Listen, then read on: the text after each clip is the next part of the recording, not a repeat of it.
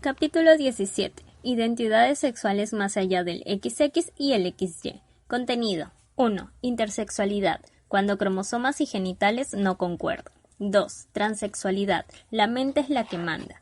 3. Operación de cambio de sexo y el verdadero miembro fantasma. Martin es un chico alto, delgado, de unos 35 años, piel muy clara, frente ancha, cabeza despejada y que me recuerda horrores al cantante de R.E.M. Ya me lo dicen. Responde entre sonrisas durante un encuentro organizado para aglutinar a personas de diferentes tendencias y expresiones sexuales en el área de Nueva York. La verdad es que me cuesta intuir el rol de Martin en dicho encuentro. En el local de Lower East Side hay practicantes de BDSM, poliamorosos, transexuales activistas, representantes de asociaciones gays y lesbianas y algún exhibicionista. El aspecto y la actitud de algunos revela claramente la comunidad a la que pertenecen. Y al principio de cualquier conversación, la gente expresa de inmediato y sin tapujos sus experiencias e ideas particulares sobre sexualidad. Sin embargo, Martin parece eludir referencias propias y se comporta apaciblemente como si estuviera en un bar convencional. Empiezo a sospechar que es un infiltrado como yo, y le cuento que ando por allí buscando testimonios para un libro de ciencia y sexo que estoy preparando. Martin se muestra interesadísimo, me dice que le encanta la ciencia. Empieza a citarme conceptos de física teórica con muy buen criterio, pero continúa discreto sin soltar prendas sobre su presencia en el evento. Hasta que de repente le pregunto con gran naturalidad, ¿y tú, Martin, qué haces aquí? Su expresión se vuelve neutra, noto cierta tensión en su cara. Me da la sensación de que traga saliva y como si se sintiera obligado a responder me dice, bueno, a mí es que me gusta vestirme de mujer. Martin parece sentirse liberado y más relajado me explica que solo se viste de mujer en privado, cuando nadie le ve. Es un impulso que empezó a notar desde muy pequeñito. Su esposa lo sabe y lo acepta, y él lleva sin problemas un rol social masculino absolutamente convencional. Martin se siente hombre en todos los sentidos y define su orientación sexual como bisexual. En el pasado tuvo relaciones con hombres y mujeres, pero ahora mantiene exclusividad con su pareja. Claro que a veces siento atracción por algún chico, igual que tú puedes sentirla por más de una mujer, pero no he hecho nada en falta. Lo único que a veces sí siento es la necesidad de adquirir un rol femenino, me dice. Martin cree que es momento de exponer con mayor naturalidad su travestismo y está valorando ir a lugares públicos vestido de mujer. Pero me da pánico y al mismo tiempo no veo por qué debería hacerlo, explica. Cuando le pregunto cómo quiere que le traten cuando va vestido con ropa femenina, si como hombre o mujer, se queda dudando y responde, vaya, pues la verdad es que no me lo había planteado. Como siempre lo hago en privado, yo diría que como mujer, pero ya sabes que el travestismo es muy diferente a la transexualidad, ¿verdad? Lo sé, respondo convencido. El travestismo es un término muy amplio utilizado para definir a las personas que se visten y actúan puntualmente acorde con el género opuesto, pero sin sentirse necesariamente diferentes a su género biológico. Por lo general son hombres que se sienten hombres o mujeres que se sienten mujeres, pero que les gusta, relaja o excita sexualmente vestirse y asumir roles sociales asociados al género contrario. Puede ser un entretenimiento, un fetiche o una práctica que en algunos momentos ofrece bienestar y paz interior, como en el caso de Martin, y en la que no existe la discordancia absoluta entre identidad sexual y sexo genital, y que sí se da en los transexuales. Los transexuales sienten de manera permanente que su mente y su cuerpo no concuerdan, y recurren a tratamientos hormonales y cirugía para corregirlo. Martin practica el travestismo e insiste en que no es transexual, pero a medida que profundizamos en nuestra conversación me confiesa algo menos frecuente. Bueno, reconozco que yo en algunos momentos de mi vida sí me he sentido mujer. Es extraño, porque yo me identifico plenamente como hombre, pero hay días en que emocionalmente noto que soy una mujer o tengo reacciones femeninas, y no sucede necesariamente cuando hago crossdressing. Es algo interno y espontáneo. No sé, es desconcertante. Le pregunto si sería una especie de bi-identidad sexual parecida a la bisexualidad y me contesta, podría ser, pero no es normal entre los que practicamos travestismo. En unos párrafos hablaremos del poco conocido bigenerismo y de las personas que durante su vida alternan ciclos de identidad masculina y femenina. Pero antes debemos reflexionar. y más empezando este capítulo, sobre el sentido de la palabra normal. Yo a Martín le respondí desde una perspectiva naturalista. A mí lo que no me parecería normal es que no hubiera nadie como tú, y me reafirmo por completo. Si por normal entendemos habitual, entonces sí, Martín es tan poco normal como lo puede ser un corredor de marcha atlética, pero si por normal entendemos algo que puede ser coherente con la naturaleza y la sociedad, Martín sería tan normal como un pelirrojo o el susodicho corredor de marcha. De hecho, y aún teniendo solo en cuenta la biología, lo verdaderamente extraño sería no encontrar ninguna ambigüedad entre los diferentes niveles con los que podemos definir sexo masculino y femenino. Es cierto que lo habitual es que el género de una persona sea definido por los cromosomas XY o XX, sexo genético, que nazca con pene y testículos o vagina y ovarios, sexo genital gonadal, que circule mayor concentración de andrógenos o estrógenos por su sangre, sexo hormonal, que su cerebro le predisponga desde la niñez a sentirse mentalmente hombre o mujer, identidad sexual, que el entorno social vaya reforzando que se comporte, defina, exprese y asuma roles masculinos o femeninos, rol sexual, y paralelamente en una dimensión diferente, que se sienta atraído física y emocionalmente por uno u otro género, para ambos o por ninguno, orientación sexual. Pero ahora sabemos que estas categorías no siempre están correlacionadas. El ejemplo más claro es la transexualidad, que discutiremos más adelante, y que dentro de todas ellas puede haber situaciones ambiguas o intermedias, bisexualidad o la intersexualidad, de la que también hablaremos en breve. Sin embargo, curiosamente, de todas estas categorías, la que concebimos como más estanca es justo la que hemos creado nosotros, el rol social. El caso de Martín continúa no siendo considerado normal, porque lo normal es ser hombre o mujer. Y yo insisto, el caso de Martín no es habitual, en el sentido de que la identidad sexual suele estar muy bien definida e incluso los transexuales se sienten plenamente identificados con su sexo mental y raramente desarrollan dudas pasada la infancia o adolescencia. Pero, tanto a nivel biológico como de desarrollo, tiene sentido que en la propia identidad sexual pueda existir cierta ambigüedad. Todos procedemos de un grupito de células que empezaron a dividirse siguiendo una programación genética y de las que se desarrolló un cerebro con conexiones y estructuras que, entre muchas otras cosas, nos predisponen a tener comportamientos masculinos y femeninos. Pero es propio de la coherencia biológica que esta conformación cerebral no sea absolutamente estanca y que algunas de dichas estructuras puedan tener disposiciones mixtas.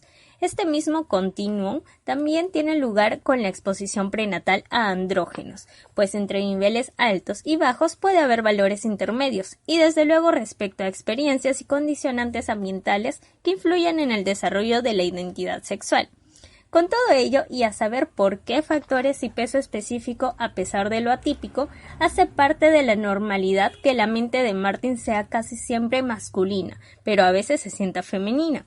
Desde una perspectiva naturalista, su caso puede ser infrecuente, pero forma parte de una diversidad previsible y presumible. Lo insólito sería que no existiera nadie como él.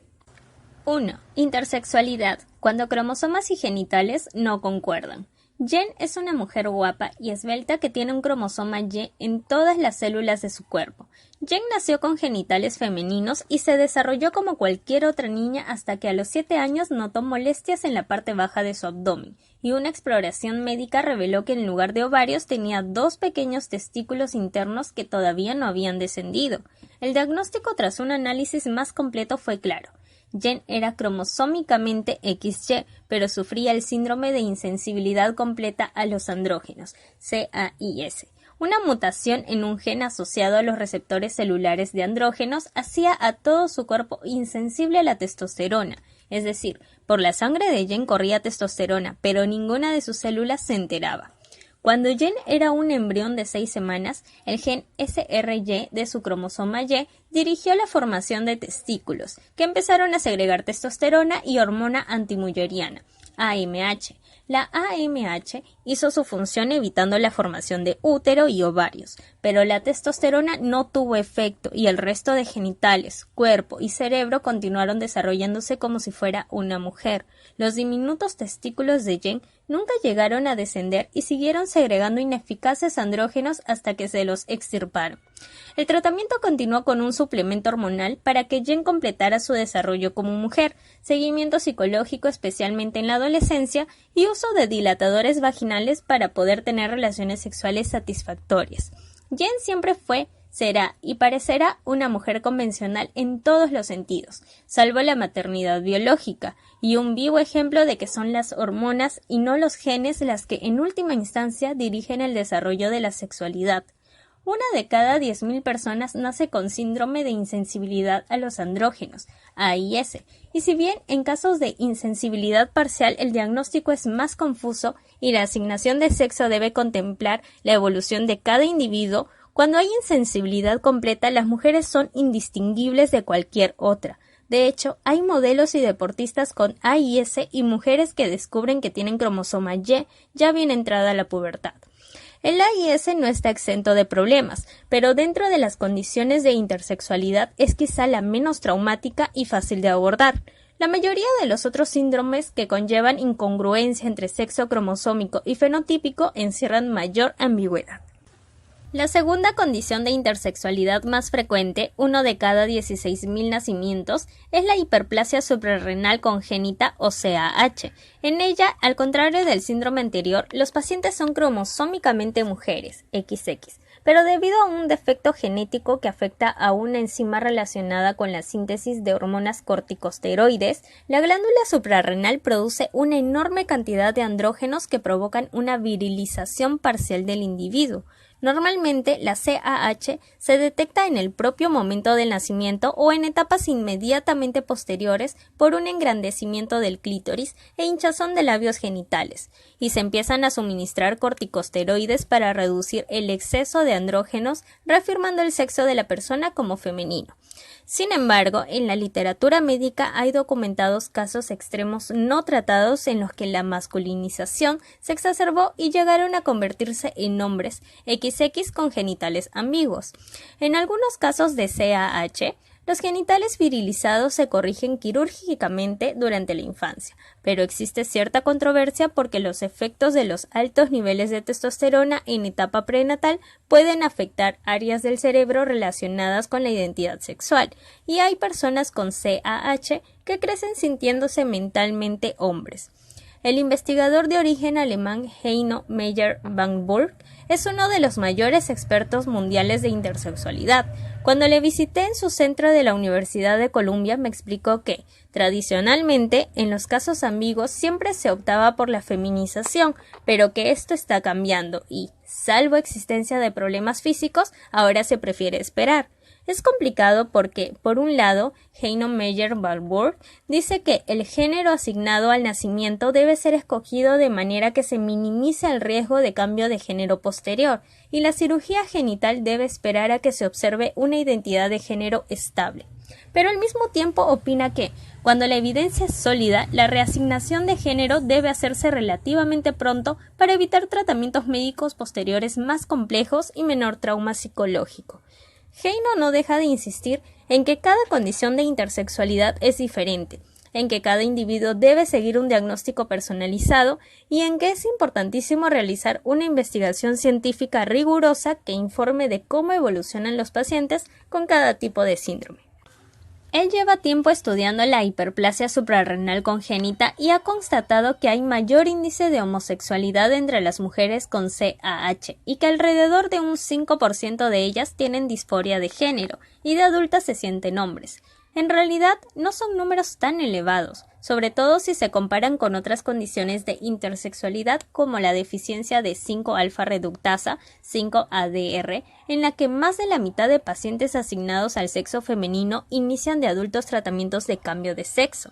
La deficiencia de 5-ADR afecta a individuos que son cromosómicamente XY y que, como los afectados de AIS, empiezan a desarrollar testículos y producen andrógenos, pero que por una mutación genética carecen de la enzima que convierte la testosterona en dihidrotestosterona DHT.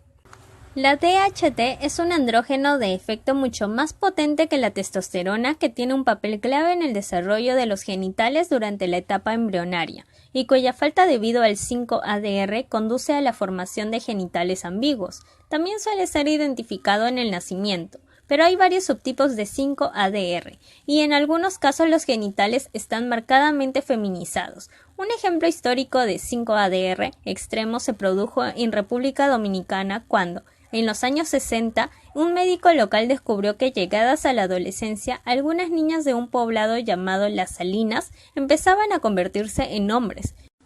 Durante su infancia, todas tenían genitales femeninos y seguían comportamientos típicos femeninos, pero llegada la pubertad les cambiaba la voz, ganaban músculo, les salía vello y el clítoris les crecía hasta convertirse en pene. El fenómeno llevaba repitiéndose por generaciones y era bien conocido entre la población local, y cuando el médico lo dio a conocer internacionalmente atrajo la atención inmediata de científicos estadounidenses. Tras varios estudios, los investigadores publicaron un artículo en Science en el que describieron 24 casos de adolescentes con cromosomas XY que por un caso severo de 5-ADR habían nacido con genitales femeninos, se habían integrado como niñas en su pueblo, pero que se masculinizaban en la adolescencia debido al incremento radical de testosterona. Los testículos les crecían y terminaban de descender, y lo mismo sucedía con el clítoris, que en realidad era un pequeño pene no desarrollado todavía. No todos los casos eran igual de claros, pero la mayoría de chicas chico adquirían también personalidad masculina y se volvían hombres convencionales. Esto era tremendamente destacable, porque por mucha testosterona que inyectemos a una adolescente común nunca vamos a modificar su identidad sexual. Quizás se comporte de forma más agresiva, le salga más vello o aumente su libido, pero continuará sintiéndose una mujer. En cambio, las chicas chico de Las Salinas sí se volvían hombres. La explicación fue que los niveles prenatales de dihidrotestosterona afectaban mucho a la diferenciación genital, pero que la testosterona continuaba presente y era determinante en la construcción de un cerebro predispuesto a ser masculino. Esto se interpretó como una evidencia de la importancia de la exposición prenatal a andrógenos en la configuración del cerebro, y resaltaba la necesidad de que en algunos casos de intersexualidad la asignación de sexo espere a que la identidad sexual esté bien establecida. En este sentido, Heino Meyer-Walburg insiste en que el objetivo de los tratamientos o cirugías no debe ser tranquilizar a los padres, sino maximizar la calidad de vida, el bienestar emocional, el desarrollo de género y la función sexual futura de cada individuo. Y para ello es imprescindible hacer un mayor seguimiento científico y médico de la calidad de vida, función sexual e identidad de género de los intersexuales. En 2011, Heino Meyer-Walburg publicó una detallada revisión de literatura médica sobre disforia de género aguda o tratamientos de cambios de sexo en intersexuales. Según sus datos, de la muestra analizada, ninguna mujer XY con síndrome de insensibilidad completa a los andrógenos decía sentirse hombre de adulta. En cambio, en los casos de insensibilidad parcial, el 7% de pacientes asignados inicialmente como mujeres tuvieron disforia de género hacia el género masculino, y el 14% de las asignadas como hombres la tuvo hacia el femenino. En el síndrome de 46, XX hiperplasia suprarrenal congénita, CAH, el 5% de los asignados como mujeres se sentían hombres en edad adulta y el 12% de los asignados hombres se sentían mujeres. Y la proporción se disparaba en síndromes como el 46, XY5-alpha reductase deficiency, el de las niñas dominicanas, o el 46 XY17 beta hydroxysteroid dehydrogenase 3 deficiency, en los que ambas condiciones alrededor del 65% de las pacientes asignadas como mujeres sufrieron disforia de género o empezaron tratamientos de reasignación de género. Es un tema controvertido a nivel ético y social. El número de intersexuales disgustados porque la medicina les asignó un género demasiado pronto es considerable. Hay situaciones fisiopatológicas en las que operar a niños con genitales ambiguos es imprescindible para evitar diferentes tipos de problemas durante el desarrollo, y al mismo tiempo, cuando la situación es muy clara, cuanto antes se asigne el sexo, mejor para minimizar traumas futuros. El gran problema son los casos en los que no se acierta, pues una reasignación de género es más compleja si antes ya se han realizado tratamientos hormonales o quirúrgicos conforme a un género incorrectamente asignado. Es tremendamente delicado, porque sentirse hombre o mujer no depende solo de las hormonas, y muchísimo menos de si se tiene un pene o una vagina. La identidad de género está entre los oídos, no entre las piernas. 2. Transexualidad. La mente es la que manda. Una de las personas de las que más satisfecho me siento de haber conocido durante la preparación de este libro es una mujer transexual que me pidió absoluto anonimato, por lo que ni siquiera daré pistas que puedan recordar a su caso. Sé que ella se reconocerá inmediatamente en estas líneas, pero no puedo evitar mencionar el impacto tan positivo que tuvieron en mí nuestros encuentros y conversaciones. Poder conocer tan detalladamente su experiencia, descubrir su gran sensibilidad y constatar las dificultades que todavía está superando para que la sociedad y su entorno se adapten a su nuevo rol sexual. Porque así debe ser. No es su mente ni comportamiento los que deben acomodarse a su cuerpo y a la sociedad, sino a la inversa. De hecho, me pidió mantener el anonimato porque parte de su entorno más íntimo todavía no aceptaba la operación y el cambio de rol sexual que se hizo escasos meses antes de conocernos. La incomprensión es dolorosa y representa una de las grandes diferencias respecto a la intersexualidad. Desde luego que ambas pueden ser desoladoras a diferentes niveles y circunstancias, pero la intersexualidad está asociada a unas causas clínicas que la sociedad acepta, tolera y comprende mejor. Los intersexuales pueden operarse antes de la mayoría de edad, están cubiertos por la sanidad pública y familiares o entorno pueden señalar un gen, enzima o receptor celular como responsables. En cambio, aunque la transexualidad también tenga un condicionante biológico, parte de su estigma viene de que sectores más retrógrados y menos documentados todavía la conciben como una voluntad, decisión o trastorno mental. Mi mente está perfectamente, insiste mi amiga, y lo demuestra su doctorado, impresionante entereza, trabajo intelectualmente exigente, bienestar emocional y satisfacción personal tras haber superado una experiencia tan delicada. Plantear que mi amiga tiene un trastorno mental es absurdo y ofensivo. Su cerebro y mente no tienen problema alguno, son tan normales como el cerebro y la mente de cualquier otra mujer, con la única peculiaridad de que el resto de su cuerpo tiene genes, hormonas y aspecto masculino. De hecho, un hito importantísimo en la historia de la transexualidad es que el Manual de Trastornos Mentales DSM-5, publicado en el transcurso de 2013, eliminará el trastorno de identidad de género, o Gender Identity Disorder, término médico y académico para la transexualidad, de su catálogo de desórdenes mentales. Desde mediados de 2013, la transexualidad ya no estará clasificada como una enfermedad mental. Es un logro enorme comparable a la desaparición de la homosexualidad del DSM-3 en 1973. Sin embargo, eso no quita que la transexualidad pueda ser contemplada como un trastorno del desarrollo en el que se genera una discordancia entre mente y cuerpo, que para algunos puede no implicar ningún problema, pero que en otros puede provocar una disforia de género que sí requiera apoyo psicológico, hormonal e incluso quirúrgico. De nuevo, los transexuales no tienen ningún problema con las características de su mente, pero muchos sí lo tienen con las de su cuerpo, y es justo esa intrigante disonancia entre sexo fenotípico e identidad sexual la que la ciencia está intentando comprender. Intentando comprender las causas de la transexualidad.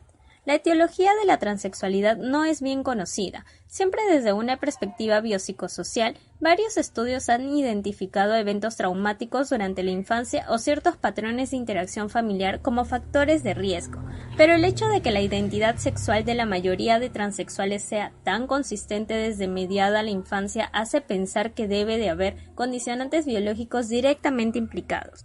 Empezando por los genes, una revisión bibliográfica de estudios sobre hermanos gemelos y transexualidad publicada por investigadores belgas en 2012 observó que la correlación de transexuales era más frecuente entre gemelos idénticos que entre mellizos, tanto transexuales hombres como mujeres, concluyendo que podría haber cierta carga genética implicada.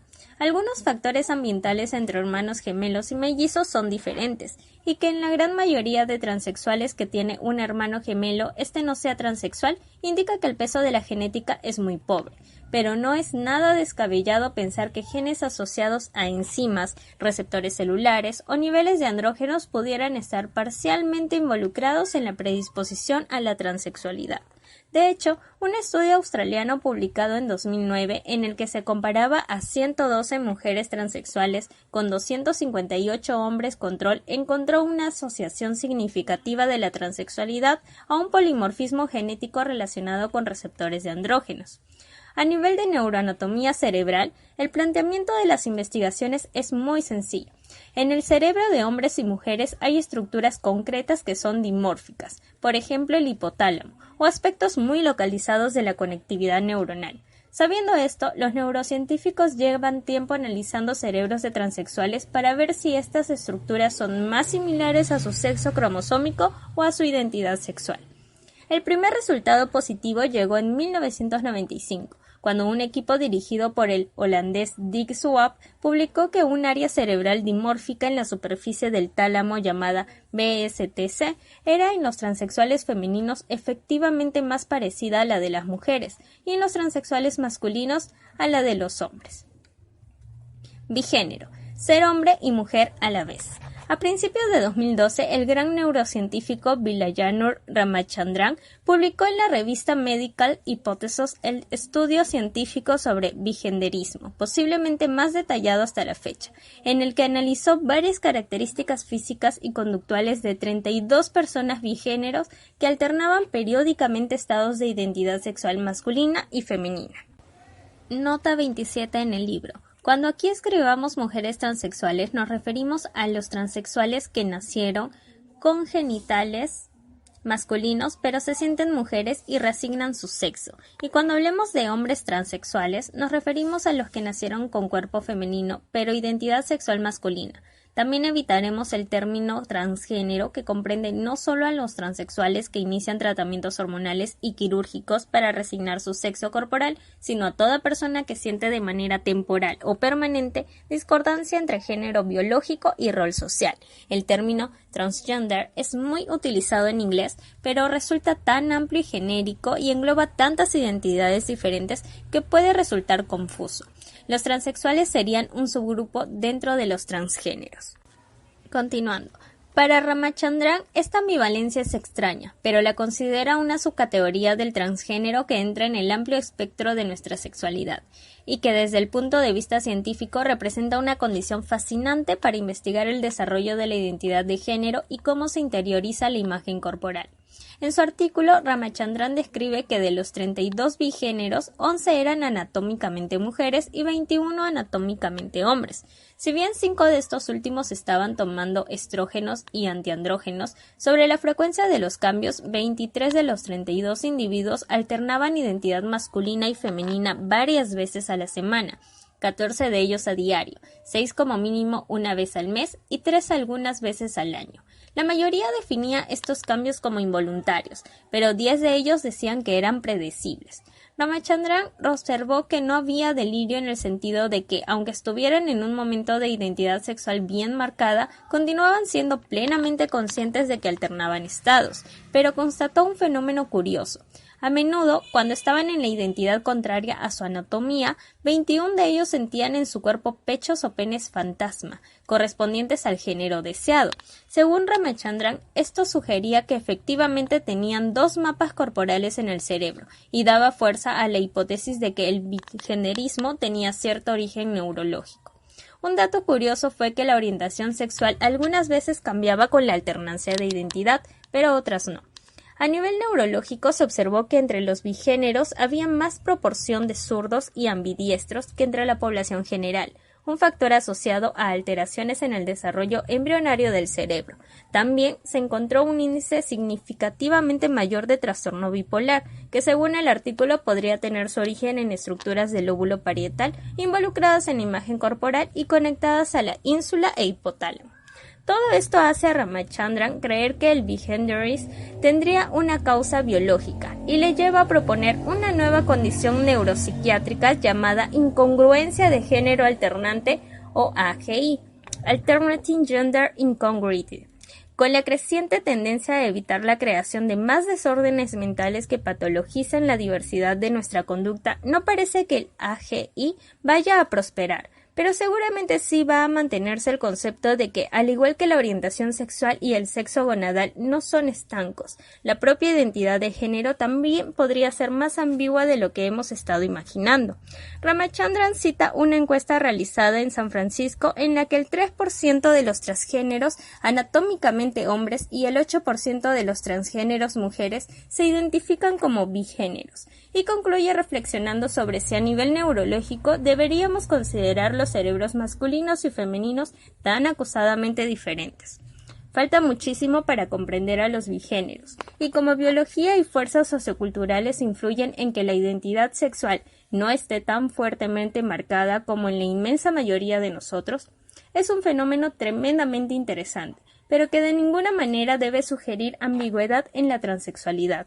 Las personas transexuales tienen una identidad sexual tremendamente sólida y estable, con la salvedad de que no se corresponde con el aspecto externo de su cuerpo.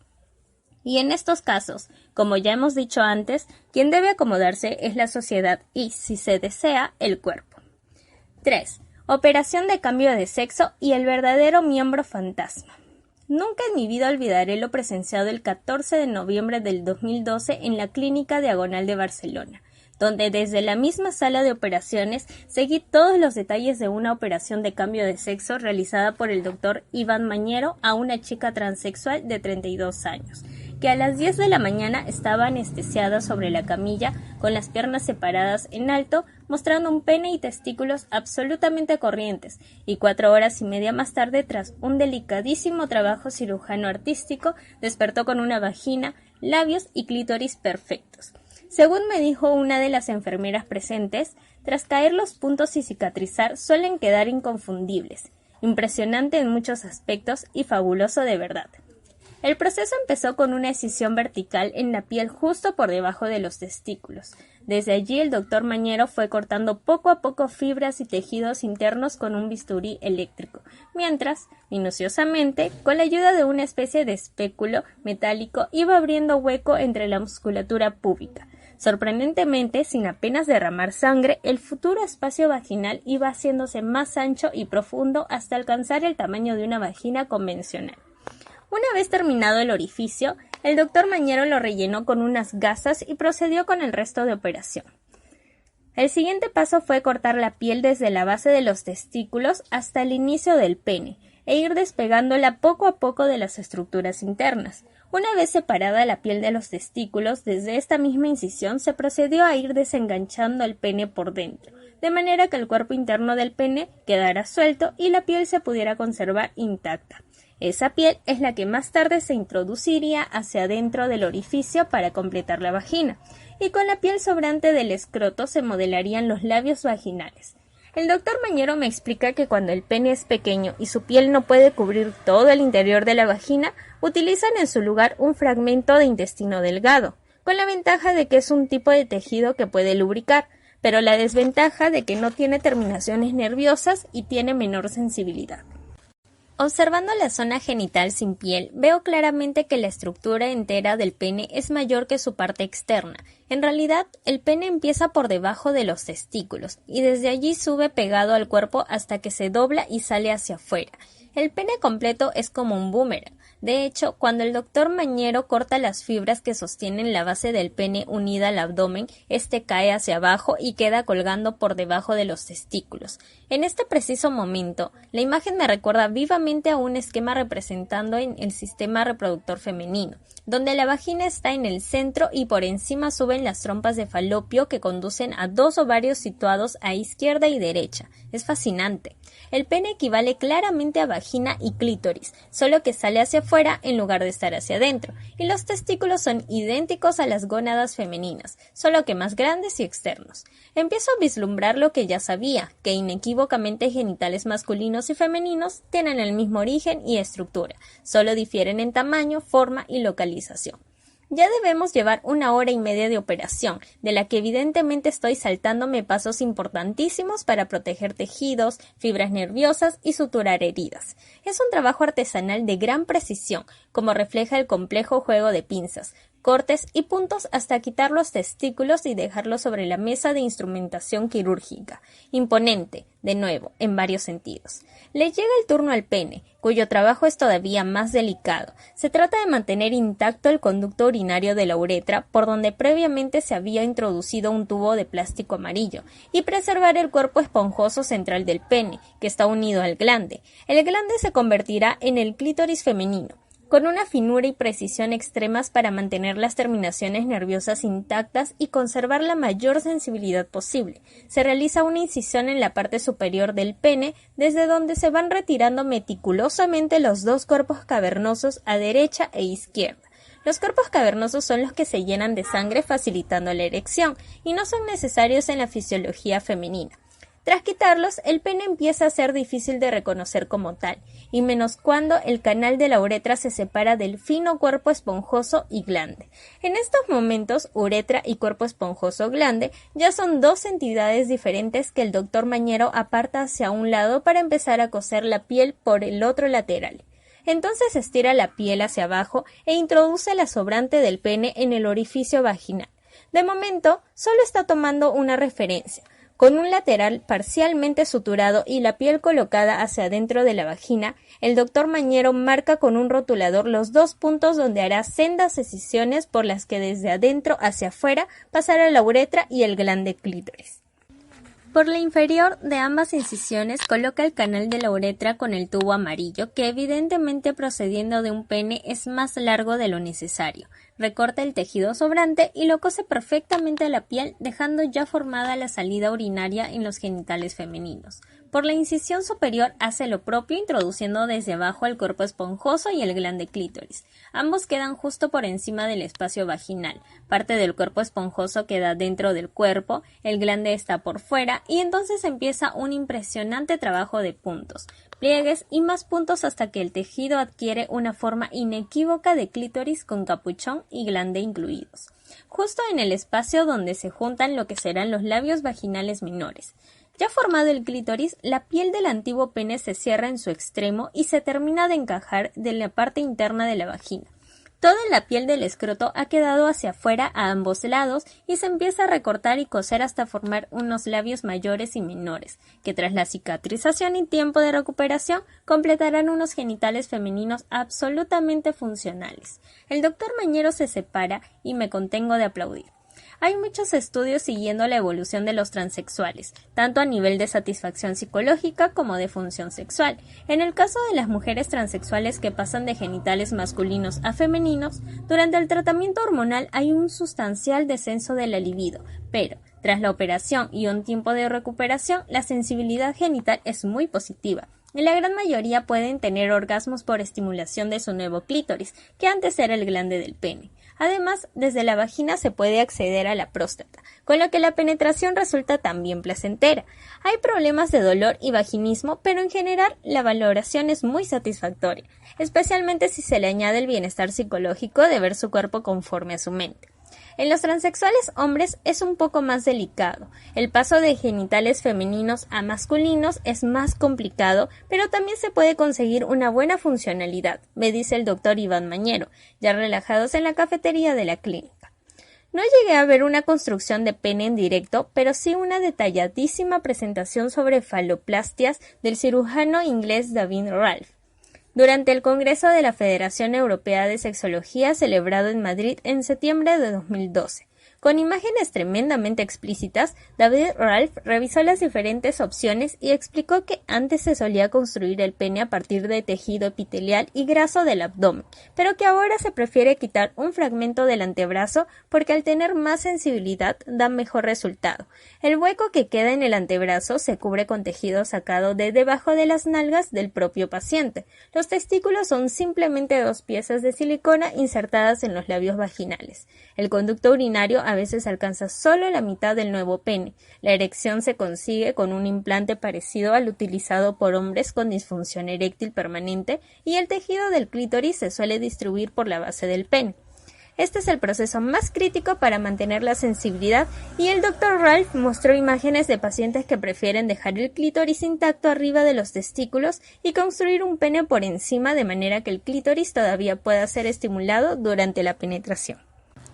La sensibilidad genital fluctúa en cada caso. La mayoría notan el contacto en el cuerpo del pene, aunque solo unos pocos lo asocian a una respuesta erótica. Pero, al contrario de las mujeres transexuales, en los hombres transexuales el suministro de andrógenos suele incrementar significativamente la libido, y si las terminaciones nerviosas del clítoris se mantienen intactas, la respuesta sexual puede incluso mejorar respecto a antes de la operación.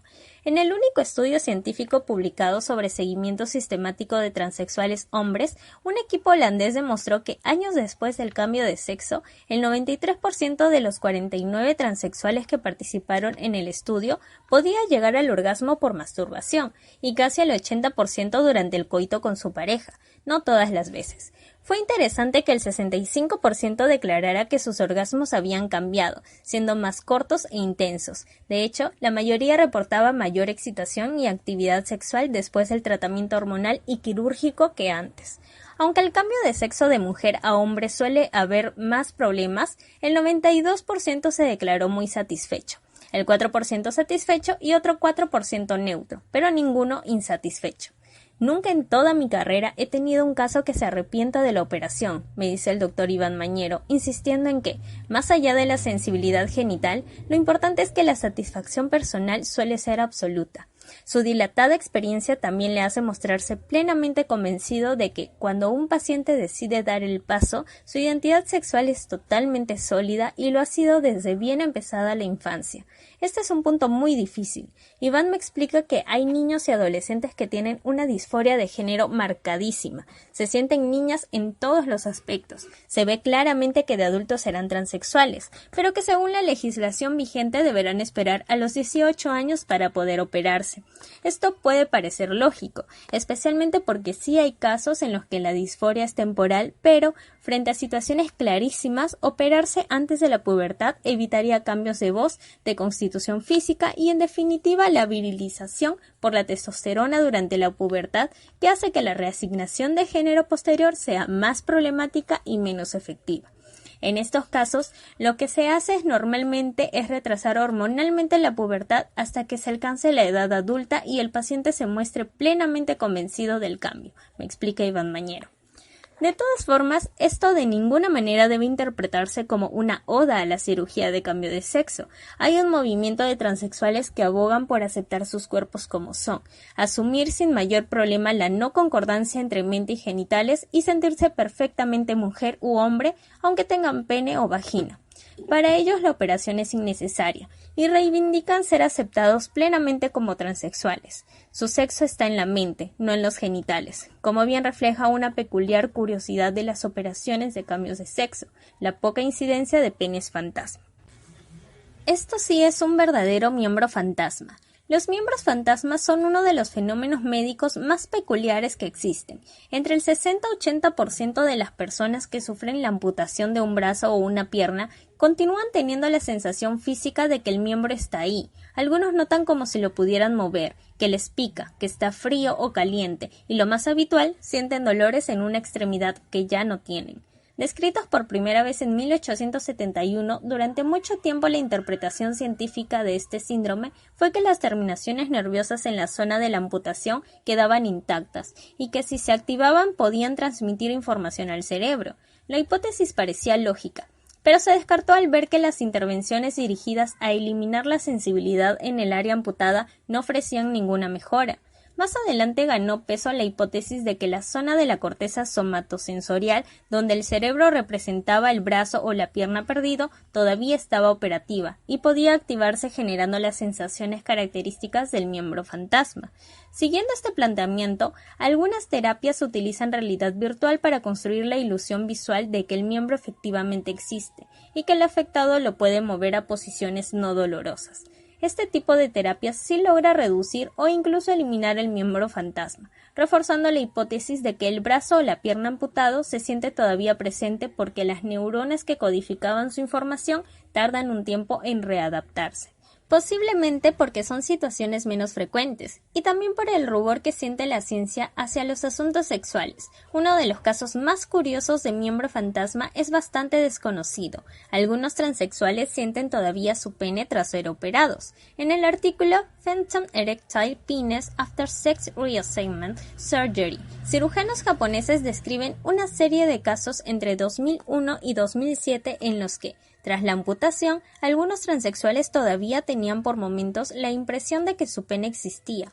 El efecto solía desaparecer a las pocas semanas, pero hubo un paciente en concreto en el que este efecto persistió durante más de 6 meses. El neurocientífico Vilayanu Ramachandran de la Universidad de San Diego es quizá el principal experto del mundo en miembros fantasma. Fue el primero en diseñar las terapias con espejos con las que engañar a la corteza somatosensorial que posteriormente dieron lugar a las terapias con realidad virtual para eliminar dolores. En un artículo sobre genitales fantasma, Ramachandran propone una hipótesis interesante, no probada experimentalmente todavía. Si realmente el cerebro de un transexual con cuerpo masculino tiene una identidad de mujer, entonces tras la operación deberían sentir el miembro fantasma con menor frecuencia que personas a las que se les ha amputado el pene por accidente, cáncer o enfermedad. Y de la misma manera, las personas con cuerpos femeninos que se sienten hombres también deberían tener menos sensación de miembro fantasma tras la extirpación de pechos que en los casos de cáncer de mama. La hipótesis es que el pene y los pechos no deseados de los transexuales están menos representados en su cerebro. Ramachandran dice tener resultados provisionales que soportan esta hipótesis, ya que aproximadamente la mitad de los transexuales operados de genitales masculinos a femeninos que ha encuestado admiten haber experimentado en algún momento la sensación física de tener pene. En cambio, en personas a quienes les han extirpado el pene por razones no relacionadas con la transexualidad, el fenómeno alcanza el 70-80% y la sensación de pene fantasma es más intensa. Si sus resultados se confirman, según Ramachandran, será una evidencia muy sólida de que nuestro cerebro tiene desde el nacimiento una imagen corporal que en el caso de los transexuales puede no corresponderse a su sexo genital. ¿Por qué a los hombres les atraen los transexuales? Siguiendo con aspectos curiosos, uno de los más singulares es la fascinación que algunos hombres heterosexuales sienten por los transexuales. Durante la preparación de este libro, recuerdo haber conocido a una transexual que había sido prostituta en el pasado y que todavía utilizaba su cuerpo en espectáculos eróticos. Era una mujer verdaderamente espectacular que podría encandilar a cualquier hombre que no supiera de la existencia de su pene. Sin embargo, me dijo algo que me dejó pensativo. No me opero porque así me va mucho mejor. Tanto cuando ejercía de prostituta como ahora en espectáculos, dice tener muchos más clientes gracias a su pene que si estuviera operada. Es decir, que todos sus clientes eran héteros, a los gays les gustan los hombres, no las mujeres, que, pudiendo escoger, preferían pagar a una mujer con pene que a otra igual de atractiva sin él. ¿Por qué? En principio esto resulta ilógico tanto desde la perspectiva de la biología evolutiva como desde la influencia mediática, pues no es algo que la sociedad esté fomentando. Pero si resulta que es algo tan frecuente como más gente me ha contado, algunos motivos deben de haber. Recuerdo que Ogi Ogas, autor del libro A Billion Wicked Dogs, en el que analiza el contenido de millones de búsquedas en las principales webs eróticas, me dijo que una de sus principales observaciones fue que los videos porno de mujeres con pene son buscados masivamente por Internet. Ogi defiende que los hombres tenemos fascinación por el pene e interés genuino en los transexuales. Es controvertido, porque su trabajo no está publicado en revistas académicas, porque el interés también se podría deber a la curiosidad creciente de los usuarios habituales de porno, y en última instancia porque una cosa es ver y fantasear y la otra hacer.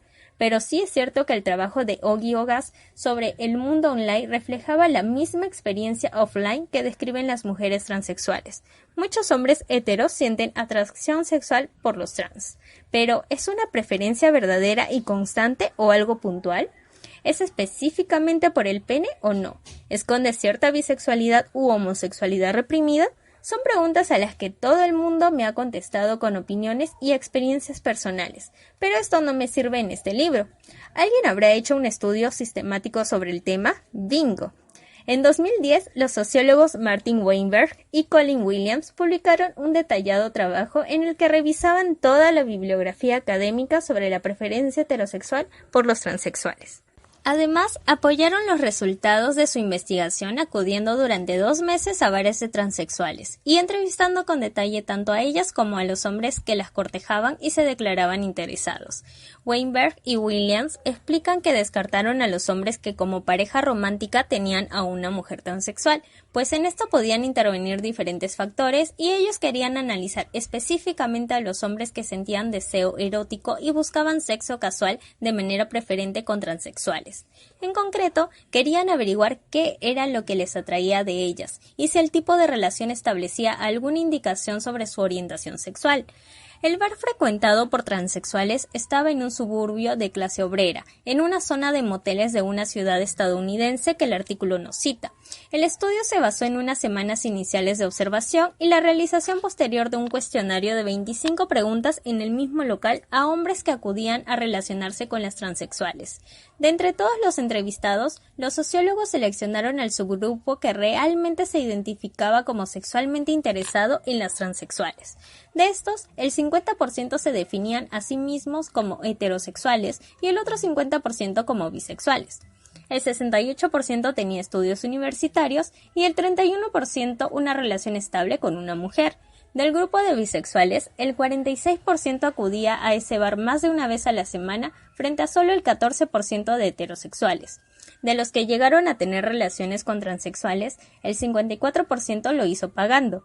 La actividad más habitual, un 62% de las ocasiones, era recibir sexo oral. El 38% practicó sexo anal, el 31% fue masturbado y un 7% masturbó al transexual.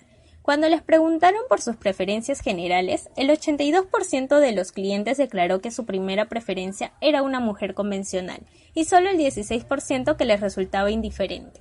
Esto sorprendió bastante a los investigadores, pues esperaban más predilección explícita por las trans. Cuando profundizaron en los motivos por los que frecuentaban el bar, observaron que muchos respondían que era por lo atentas, cariñosas, provocativas y simpáticas que eran las transexuales, y por lo divertido y fácil de interactuar con ellas. Los autores interpretaron que a este tipo de clientes les gustaba más la sociabilidad sexual y el carácter de las transexuales que el del resto de mujeres que se dedicaban a la prostitución.